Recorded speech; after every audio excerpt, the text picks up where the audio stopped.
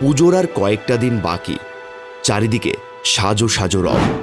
Big বাজেটের পুজোগুলোর প্রস্তুতি প্রায় শেষ। বছরের পর বছর ধরে, যুগের পর যুগ ধরে এই পুজোর ধরন পাল্টেছে। তবে এই পাল্টানোটা কিন্তু বাইরে থেকে। আজ থেকে বহু বছর আগে যে নিয়মনিষ্ঠার সাথে পুজো হতো, আজও সেই একইভাবে পুজো হয়ে থাকে আমাদের এই বাংলা জুড়ে।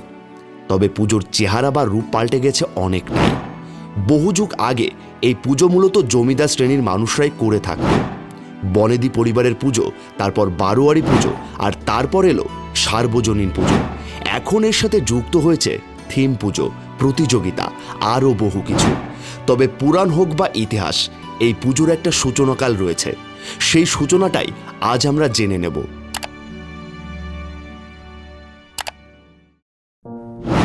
রাজা সুরথি প্রথম দেবী দুর্গার পুজো করেন। পুরাণ অনুসারে কথিত রয়েছে রাজা সুরথ পৃথিবীতে প্রথম দেবী দুর্গার পুজোর প্রচলন করেছিলেন। জানুন সম্পূর্ণ কাহিনী। এই নিয়ে একটি আখ্যান আছে। চন্দ্রবংশীয় সুরথ ছিলেন একজন সুশাসক রাজা। কোনো এক যুদ্ধে শত্রুদের কাছে পরাজিত হয়ে বনে চলে যান। তার দুরবস্থার সুযোগে তারই অমাত্যরা রাজার ধন সম্পদ ও রাজ্য অধিকার কেড়ে নেয়। বনে ভ্রমণ করতে করতে রাজা সুরথ তপবনে এসে মেধা ঋষির আশ্রমে এসে উঠলেন। আশ্রমের জীবনযাপন অন্যরকম। সেখানে সাংসারিক চিন্তা স্থান পায় না। কিন্তু সেখানেও ঋতুরাজ্যের ভালো মন্দের চিন্তায় রাজা শঙ্কিত হতে থাকতেন। ওই সময় সমাধি নামক এক বৈশ্যের সঙ্গে সাক্ষাৎ হলো তার সঙ্গে আলাপ করে জানলেন অসাধু স্ত্রীপুত্রেরা সেই বৈশ্যের সর্বস্ব অধিকার করে তাকে পরিত্যাগ করেছে। নিজের গৃহ থেকে নিজেরই পরিজনদের দ্বারা প্রতারিত হলেও ওই বৈশ্য রাজার মতোই তার পরিবারবর্গের শুভাশুভ আশঙ্কায় উৎকণ্ঠিত হয়ে আছে। এমন অবস্থায় উভয়ের মনেই প্রশ্ন জাগল, যারা তাদের সর্বস্ব লুণ্ঠন করে পথের ভিক্ষুক করে তুলেছে, তাদের প্রতি ক্রুদ্ধ না হয়ে উল্টে কেন হৃদয়ে অনুকম্পার উদয় হচ্ছে। তারা দুজনে তখন মেধা ঋষির কাছে গিয়ে এর উত্তর জানতে চাইলেন। ঋষি তখন এক এক করে চণ্ডীর দেবী মাহাত্ম্য সংক্রান্ত কাহিনীগুলো উল্লেখ করে বললেন যে পরমেশ্বরী শক্তি মহামায়ার প্রভাবেই এমন হচ্ছে।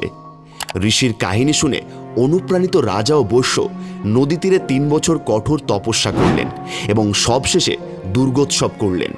তবে রাজা সুরথ ওই পুজো করেন বসন্তকালে, শরৎকালে নয়। দেবীর বরে রাজা সুরথ হারানো রাজ্য ফিরে পেলেন ও সমাধি বৈশ্য তত্ত্বজ্ঞান লাভ করলেন।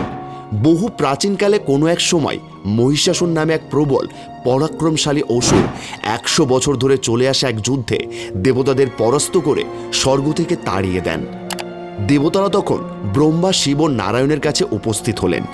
দেবতাদের মুখে মহিষাসুরের অত্যাচার কাহিনী শুনে ব্রহ্মা, বিষ্ণু ও মহেশ্বর অত্যন্ত ক্রোধান্বিত হলেন। ওই ক্রোধ থেকে বিষ্ণু, শিব ও ব্রহ্মার চোখ দিয়ে একে একে মহা তেজ নির্গত হতে লাগলো। সেই সঙ্গে দেবরাজ ইন্দ্রসহ অন্যান্য দেবতাদের চোখ থেকেও বিপুল তেজ নির্গত হয়ে সেই মহা তেজের সঙ্গে মিলিত হলো। হিমালয়ের শীর্ষে ঋষি কাত্যায়নের আশ্রমে সেই বিরাট তেজপুঞ্জ একত্রিত হয়ে এক নারী মূর্তিতে রূপান্তরিত হলো। দেবনরের দুর্গতি নাশ করবার জন্য তার জন্ম বলে দেবীর নাম হলো দুর্গা। আবার ঋষি কাত্যায়নের আশ্রমে আবির্ভূত হয় এই দেবী কাত্যায়নী নামেও অভিহিত হলেন। হিমালয় দেবীকে দিলেন তার বাহন সিংহ, আর প্রত্যেক দেবতা তাদের নিজের নিজের শ্রেষ্ঠ আয়ুধ বা অস্ত্র দেবীকে দান করলেন। এই দেবী দশভুজা দুর্গারূপে মহিষরূপী অসুর মহিষাসুর বধের উদ্দেশ্যে যাত্রা করলেন।